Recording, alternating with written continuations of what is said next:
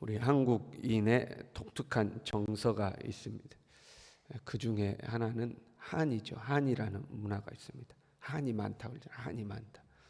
한이 많다는 것은 상처가 많다는 거죠. 왜 한국인들은 한이 많냐? 침략을 많이 당해서 그렇다. 이제 이렇게 설명하시는 분도 있습니다. 근데 한편으로 보면 너무 가난해서 그런 겁니다. 가난하고 힘들게 산 거죠. 우리가 해방 이전까지 조선시대를 지나서 그 다음에 일제강점기를 지나고 6.25를 거치고 그리고 나서 이제 근대화가 이루어지지 않습니까? 근데 그 6.25가 지나고 나서도 극한 가난의 시대를 지나죠. 70년대 지나고 80년대나 돼서 조금 이제 살만해지는 거 아닙니까? 새마을 운동하고 그래가지고 조금 살만해지죠. 그 일제 시대를 살았던 일제 시대와 6.25와 그 이후 시대를 그 이후 시대에 태어났던 사람들 아직까지도 생존해 있는 거죠. 가난을 경험한 사람들이 아직까지도 생존해 있는 겁니다. 소수의 힘 있는 사람들, 부자들, 권력을 가진 사람들 외에는 조선 시대부터 그 가난한 세월을 산 겁니다. 계급 사회가 타파됐다고 했을지라도 어떤 경제력으로 계급이 정해지는 것 같은 그 가난한 시대를 보낸 거죠. 그래서 그 상처가 우리에게는 남아 있죠. 그래서 한이 많다 이제 이렇게 하는 거거든요. 세대가 바뀌면 이게 없어져야 되겠죠. 그렇잖아요.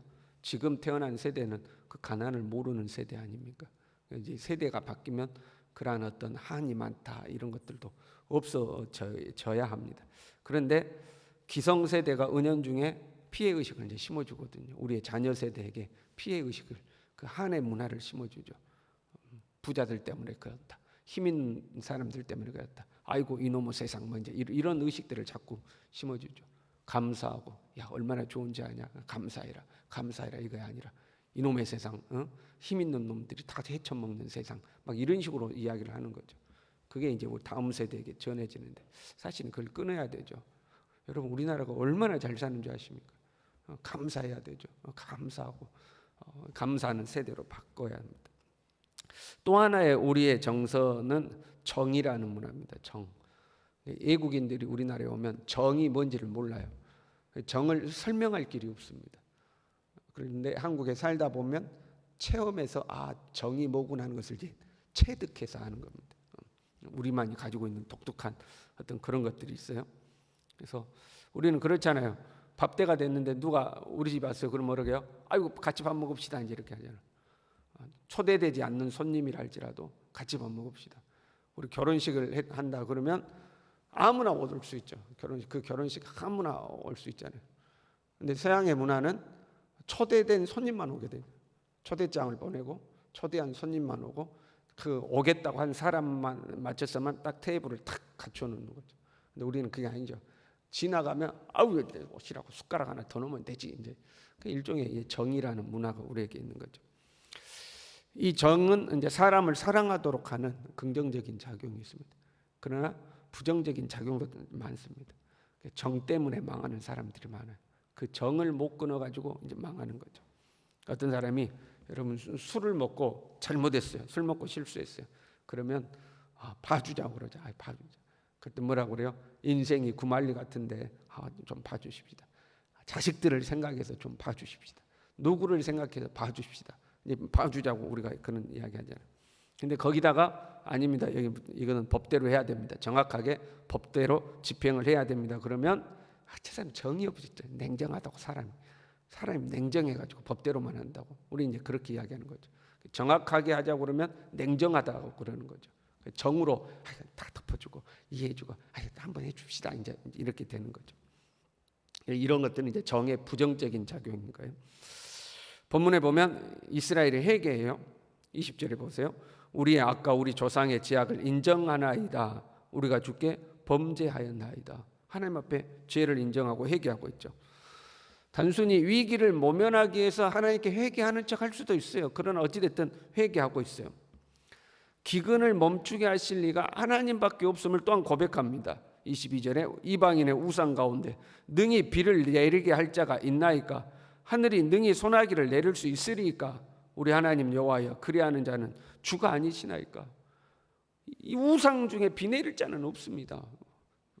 그동안 우상 섬기던 때는 뭐고, 어찌됐든 그동안 우상을 섬겼는데 기근이 오니까 하나님 비 내리실 분은 하나님밖에 없습니다. 우리가 잘못했습니다. 우리 용서해 주십시오 하고 하나님 앞에 나오는 거죠. 그러면서 이 하나님이 비를 내리기를 갈망하죠. 그러므로 우리가 주를 앙망하옵는 것은 주께서 이 모든 것을 만드셨음이니이다. 하나님을 갈망합니다. 하나님밖에 없습니다. 하나님 우리가 잘못했습니다 하고 이제 회개하고 하나님을 사모하는 거예요. 이쯤 되면 하나님이 그래 너희들이 그렇게 회개하고 돌아왔으니까 됐다 받아주실 만한데 하나님께서 이 기도를 받지 않으십니다. 15장 1절에요. 모세와 사무엘이 내 앞에 섰다 할지라도 내 마음은 이 백성을 향할 수 없다.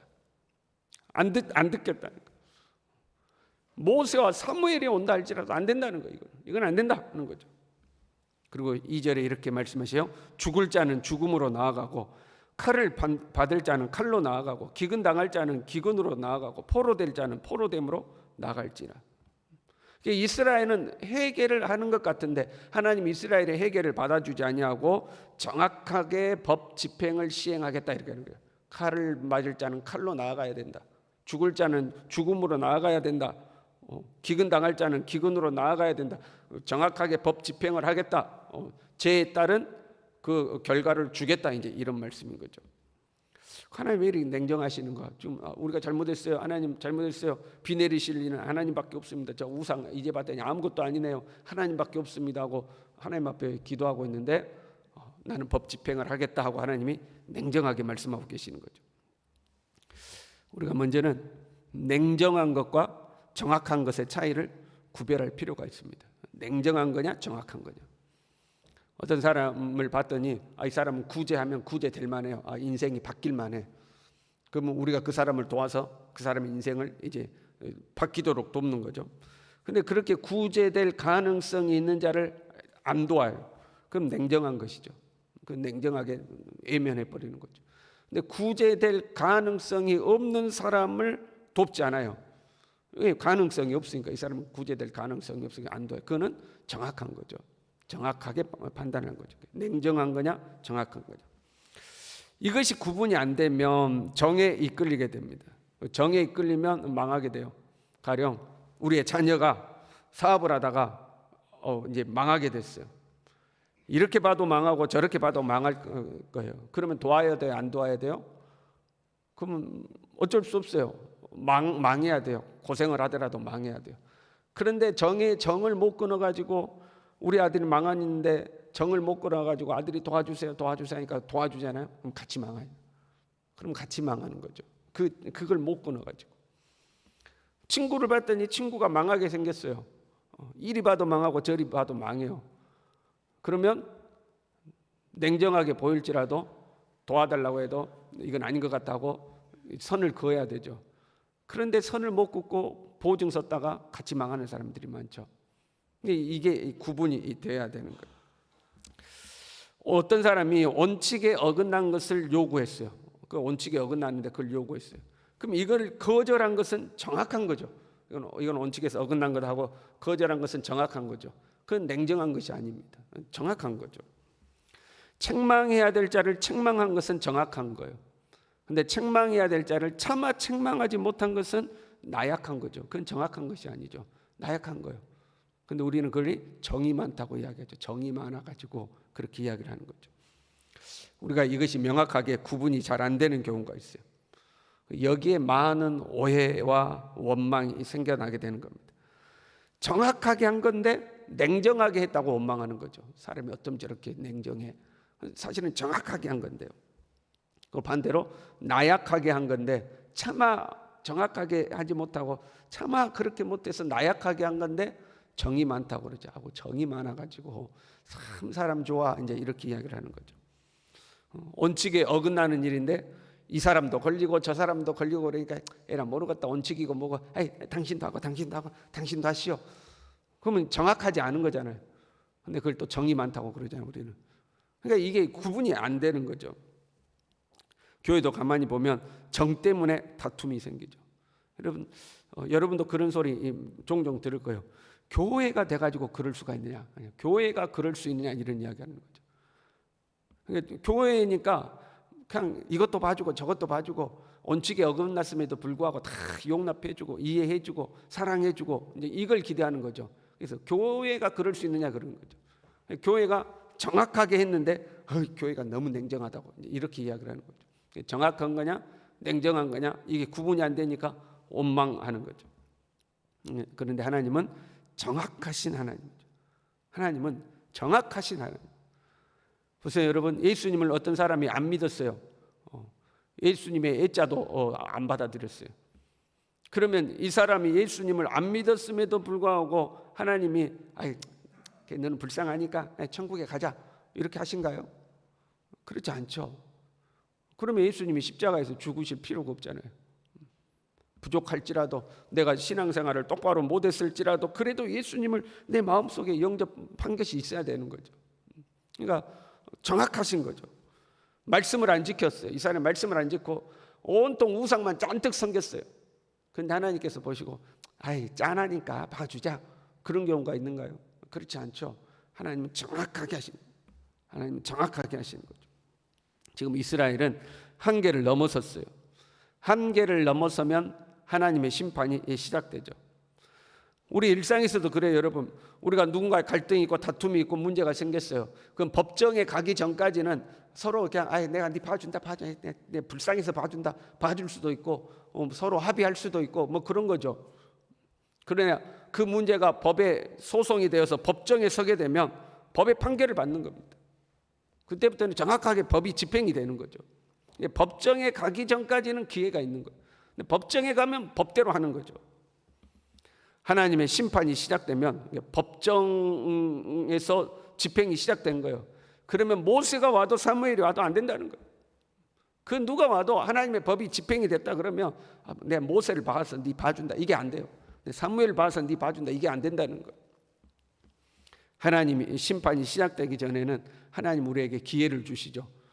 하나님의 칼날 같은 말씀이 있는데도 불구하고 가만 보면 하나님이 그 말씀대로 우리에게 즉각 역사를 안 해요. 기회를 주시는 거죠. 기회를 주시는 거죠. 그걸 우리는 은혜라고 그러는 거예요. 하나님께서 은혜로 우리에게 기회를 주시는 줄도 모르고 사람들은 이래도 괜찮네. 이래도 괜찮네. 아이고 이거 말씀 안 지키면 큰일 날 줄 알았는데 괜찮네. 이렇게 생각을 하는 거죠. 아직 하나님이 기회를 주신 것뿐이죠. 그러다가 하나님께서 은혜의 문을 닫고 법 집행을 하시면 정확하게 하시는 거예요. 그때부터는 정확하게 하시는 거예요. 모세가 와도 사무엘이 와도 안 된다는 거예요. 그건 안 된다. 법 집행이 되면 안 된다는 거예요. 하나님의 은혜의 문이 닫히기 전에 하나님의 은혜의 문이 우리에게 열려 있을 때에 우리가 하나님 앞에 바로 서야 하는 줄로 믿습니다. 때로 좀 비틀거릴 때도 있고 잘못된 길로 가기도 하고 하지만 아직 하나님께서 우리에게 은혜를 베풀고 있을 때 빨리 돌아서고 빨리 회개하고 하나님 앞에 바로 서야 되는 거죠. 저와 여러분이 그 하나님의 은혜 앞에서 성실한 믿음으로 살아갈 수 있기를 바랍니다. 기도하겠습니다.